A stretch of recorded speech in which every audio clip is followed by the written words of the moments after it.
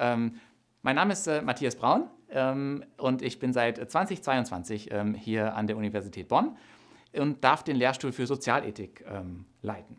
Die Sozialethik beschäftigt sich mit Fragen des guten Lebens, des guten Handelns, aber auch des guten Entscheidens. Und eine zentrale Frage für uns ist zum einen, wie kann eigentlich angesichts sehr unterschiedlicher Lebenserfahrungen, Werthintergründe und Vorstellungen des guten Lebens eigentlich so etwas wie ein gesellschaftlicher Zusammenhalt, so etwas wie ein gemeinsames Handeln möglich sein? Und diese Frage interessiert uns ganz besonders mit Blick auf neue Technologien. Also die Frage, wie eigentlich neue Technologien Möglichkeiten des Gemeinsamen schaffen, aber auch an manchen Stellen das Gemeinsame bedrohen. Ja, also sozusagen genau diese Ambivalenz versuchen wir zu verstehen.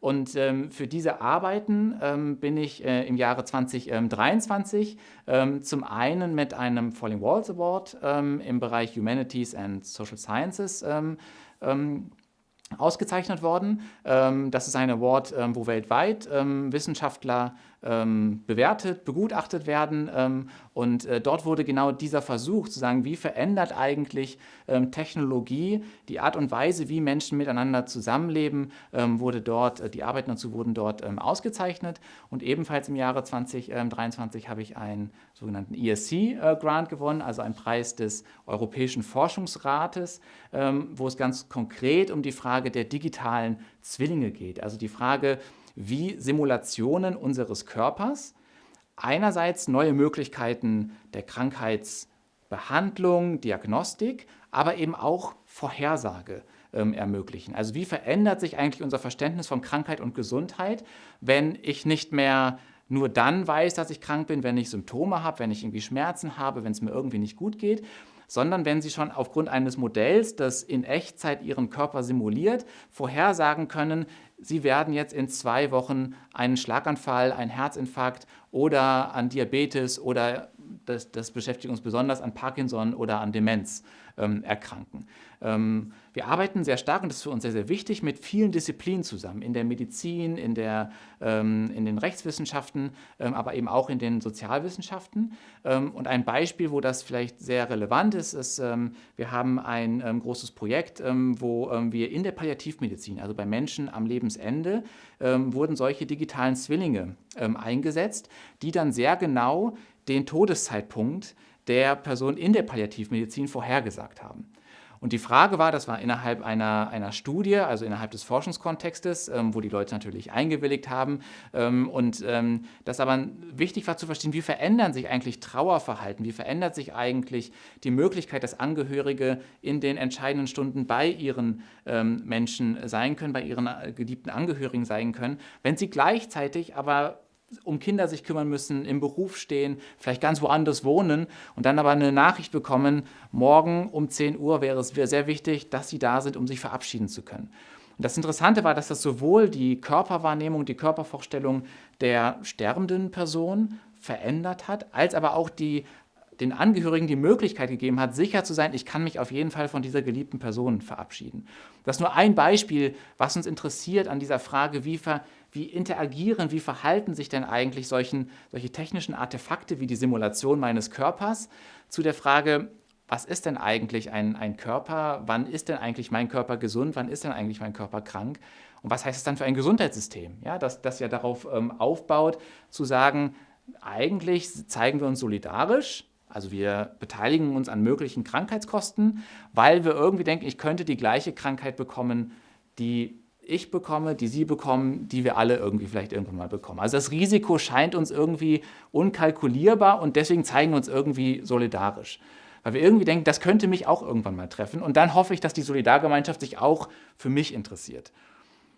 Und das verändert sich jetzt mit den Prädiktionen, ja? Weil dann sozusagen, wenn ich weiß, mein individueller Prädiktionsscore ist sozusagen genau dieser, also mein Risiko an einem Herzinfarkt zu erkranken liegt nur bei 20%, und ich brauche, oder anders gesagt, sozusagen in einer Woche werde ich diesen bekommen, dann haben Sie kein Leiden, keinen Schmerz mehr als Indikator, kein Symptom. Also Sie haben sozusagen nicht irgendetwas, was Sie sozusagen jetzt unruhig macht und den Zugang zu der Gesundheitsversorgung ermöglicht, sondern Sie haben einen individuellen Score.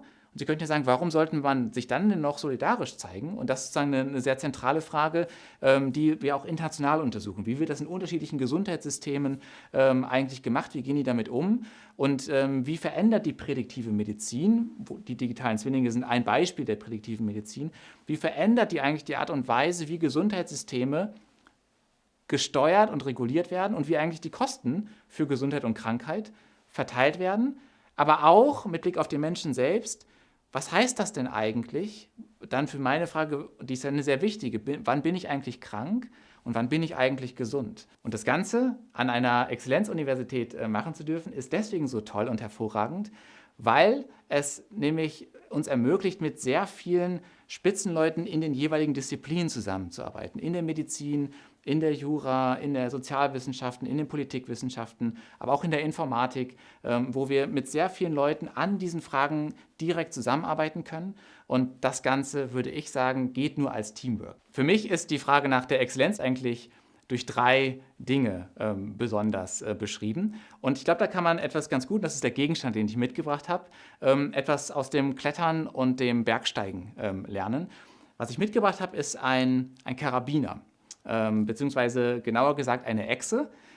Und die braucht man, um entweder sich an der Wand zu halten oder aber das Seil zu führen. Ja, also das heißt, die hake ich entweder ein an meinem Gurt, um kurz Pause machen zu können, oder aber ich nutze die, um entsprechend das Seil an der Wand zu halten und nicht selber zu weit aus der Wand hinausgetragen zu werden.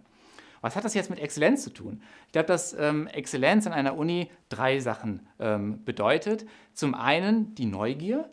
Ich muss, wenn ich klettern gehe, immer wieder etwas wagen. Ich muss eine Freude daran haben, Neues zu entdecken, eine neue Route zu entdecken oder aber in der Wissenschaft eine neue Fragestellung zu bearbeiten. Und das Zweite ist, ich brauche Mut. Ich brauche sozusagen Wagemut, dass ich sage, ich arbeite mit vielen anderen Expertinnen und Experten zusammen aus unterschiedlichen Feldern bei uns in der Wissenschaft. Beim Klettern würde das bedeuten, ich brauche jemanden, der mich sichert. Ich brauche aber auch, wir nennen das Spotter, also ich brauche Leute, die sich gut auskennen, die sehen können, wo in der Route sind denn eigentlich Schwierigkeiten, wo in der Route könnte es Herausforderungen geben, welche Technik kann ich von anderen lernen.